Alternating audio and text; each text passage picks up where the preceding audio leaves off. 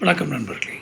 கலைஞரின் அதாவது முன்னாள் முதல்வர் மறைந்த முன்னாள் முதல்வர் திரு கருணாநிதி அவர்களின் ஆத்மா, மனசாட்சி என்று அறியப்படுவர் யார்? ஸ்டாலினா, அழகிரியா?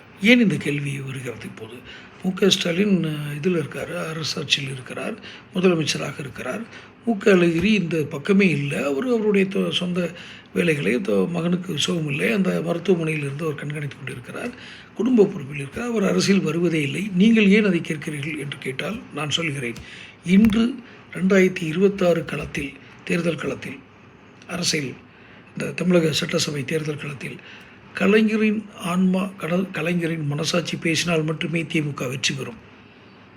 ஆனால் அந்த கலைஞரின் மனசாட்சியாக, கலைஞரின் ஆன்மாவாக செயல்படக்கூடிய, பேசக்கூடிய தன்மை யாருக்கு இருக்கிறது? ஸ்டாலினுக்கா, அழகிரிக்கா? இதை நான் திமுகவினரிடமே விட்டு விடுகிறேன். நான் சொன்னால் அதில் இது பேதம் வந்துவிடும். நான் வம்படியாக அவர் ஐயா அழகிரி ஐயாவை வம்படி அங்கே ஏதோ பேசி இழுக்கிறதா யாரும் நினைக்க வேண்டாம்.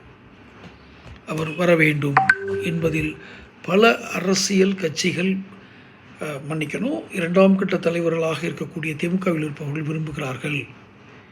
ஸ்டாலின் மறுக்க முடியுமா? சரி, தொடர்ந்து இது குறித்த செய்திகளை வெளியிடுறேன். சப்ஸ்கிரைப் பண்ணுங்கள், நோட்டிஃபிகேஷன் பதிவு பண்ணுங்கள். அப்போ தான் உங்களுக்கு வீடியோக்கள் வந்து சேரும். பிடிச்சிருந்தால் லைக் பண்ணி ஷேர் பண்ணுங்கள். நன்றி.